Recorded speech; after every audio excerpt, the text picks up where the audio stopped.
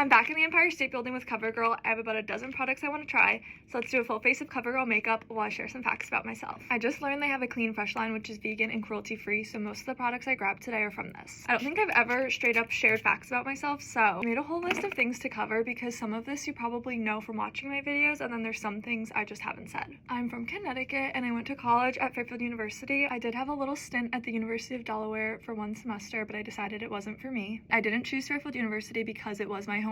I feel like a lot of people from the area just write off the school because it is so close to home, and that is a big reason why I almost didn't go there, but nowhere else compared to it for me, and I went home to submit an application the day that I toured. I also lived on campus all 4 years, so it didn't feel like I was in my hometown. I also never ran into anybody from my town or my family in public unless I planned it. So before moving to New York City, Connecticut was basically the only state I had ever lived, and then I just moved here knowing nobody. I had some family members that live in the city, and I knew some people from my town that were here, but nobody that I was hanging out with regularly. So as soon as I moved here, I just really threw myself into meeting people. I joined Facebook groups, I was posting on TikTok about it, so I made a lot of friends that way. This was about 2 years ago, and I took my first summer here to just kind of get the lay of the land and meet people, and then after that summer ended in September, that's when I started Crafty City Girls, because that's basically what I looked for the whole summer and didn't find, so I figured might as well start it myself. This is probably a very obvious one, but I have a cat. He's my little fur baby. I've had him for about 2 years, and he's 2.5 years old. I also have one younger brother, and although I do share so much of my life online, I'm actually very, very private and take internet safety very seriously. I'm triple checking before I post anything from my apartment. You will never see the view outside of my window. I do have multiple windows in my apartment. Some people think I just live in a little black cave. Believe me, I have windows. I'm just never going to show that for safety reasons. It's kind of funny to me when people think that I share everything online. Although I am so open about my health, my apartment, lifestyle, all of that, that is just such a small sampling of my day and my life. Because think about it, even if I post 4 TikToks in a day, that's a maximum of like 8 to 10 minutes out of 24 hours. And it's not like I'm hiding anything. It's just realistically, you're only getting such a small sampling of my life, and there's so much more that goes on behind the scenes that just isn't shared. And I do feel like I have the best job in the world. I'm so lucky that every day I get to do something that I love, because it doesn't even feel like work.